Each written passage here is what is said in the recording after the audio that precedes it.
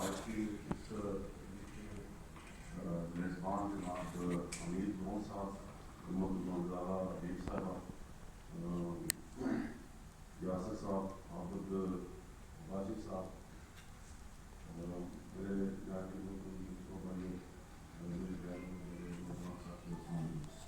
میں سمجھتا ہوں کہ آج ایک عظیم مدعا ہے جس میں کشمیر کی آزادی کے لیے اور ہمارے نوجوانوں کے مستقبل کے لیے خرچ سے اپنا آج قربان کر دیا اور جبر ظلم کے آگے کا سر دکھایا.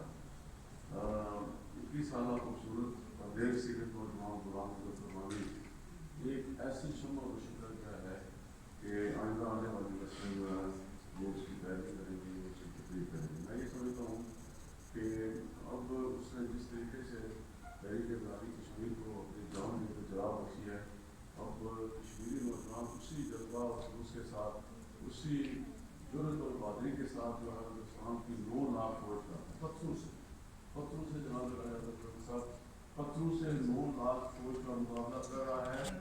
اور جب شہید ہوتا ہے تو پاکستان سے ایک قومی پرچم میں جو وہ پہلے وصیت کرتے ہیں کہ میں شہید ہو گیا تو میری یہ ہے وہ لازوال محبت مملکت کے ساتھ پاکستان کے ساتھ کشمیر ہوتی.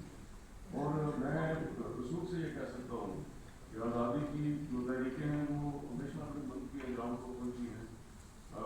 کشمیری بھی آگے آزادی حاصل کر کے رہیں گے.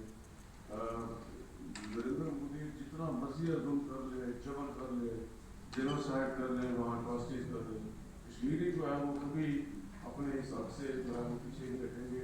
اور یہ کوئی ہم کوئی ایسی بات نہیں مانگ رہے، کشمیری کوئی ایسی بات نہیں مانگ رہے جو انلیگل ہو. آزادی کے لیے ہر موقع حق ہے آزادی حاصل کرنا. کشمیریوں کے ساتھ جو ہے ہمارا کیس بڑا واضح ہے، بڑا اسٹریٹ فارورڈ ہے. ہمارے ساتھ ہندوستان کے پہلے وزیر اعظم پنڈت جواہر لال نہرو نے ہمارے ساتھ وعدہ کیا تھا ایکولیج before the United nations.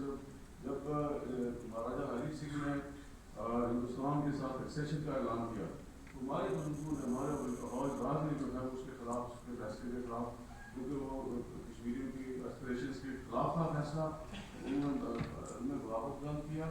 With the help of قبائلی جو ہے یہ رات کشمیر کا خطہ جو ہے آزاد کرے.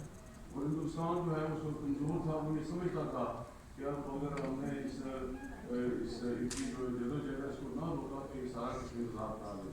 تو پھر پنڈت جواہر لال نہرو جو اپنے یونائٹڈ نیشنز کی سیکورٹی کونسل، اس نے وہاں پلیج کیا کہ آئی پلیج بفور دی یونائٹڈ